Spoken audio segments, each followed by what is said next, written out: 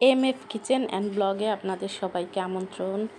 আজকে আপনাদেরকে আমি নওয়াবি লাচ্ছা সেমাই রান্না করেছি, সেটা শেয়ার করছি। দেখেন কিভাবে নওয়াবি লাচ্ছা সেমাই রান্না করছি। প্রথমে হাফ লিটার লিকুইড দুধ নিয়েছি, এরপর গুঁড়ো দুধ দিয়ে দিলাম, সাথে কনডেন্স মিল্ক আর কর্নফ্লাওয়ার একসাথে ভালো করে জাল দিলে এইভাবে একটা ঘনত্ব তৈরি হয়। এরপরে নিয়ে নিলাম ঘিতে ভেজে এই যে কিশমিশ, কাঠবাদাম আর সাথে কিছু গরম মশলা, এগুলো ভালো করে ঘিতে ভেজে নিলাম। তারপর আপনি এই ভাজা বাদামগুলো তুলে রেখে আবার সামান্য পরিমাণে ঘি দিয়ে দিলাম। এরপরে ঘিয়ের ভিতরে আমি সেমাই ঢেলে দিব। 2 প্যাকেট সেমাই নিয়েছি, বনফুল লাচ্ছা সেমাই।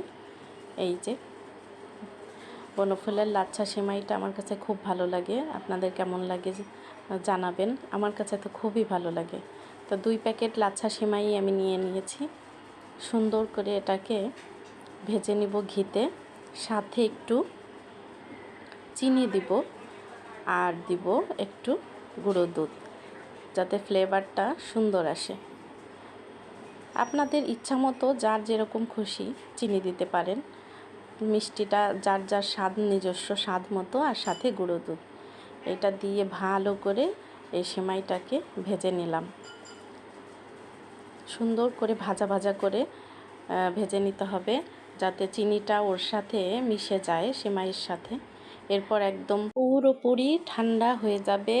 এরপরে আপনি এটাকে সুন্দর করে ডেকোরেশন করবেন। একটা সমান একটা প্লেটে এভাবে চৌকো একটা বাটি নিয়ে নিব, সেটার মধ্যে প্রথমে সেমাইগুলো দিয়ে দিব। এরপরে দিব এই যে বানানো এই লিকুইডটা। এটাই মেন স্বাদ এই সেমাইয়ের, নওয়াবি লাচ্ছা সেমাইয়ের স্বাদটা 3 গুণ 4 গুণ বাড়িয়ে দেয়।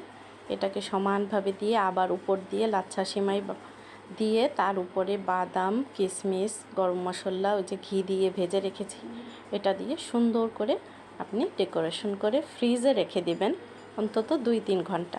এই সেমাইটা একটু হালকা ঠান্ডা খেতেই বেশি ভালো লাগে, এবং দেখতেও ভালো লাগে, খেতেও ভালো লাগে। নওয়াবি লাচ্ছা সেমাই যার নাম, গুণেই তার পরিচয়, খেতেই খুবই দারুণ।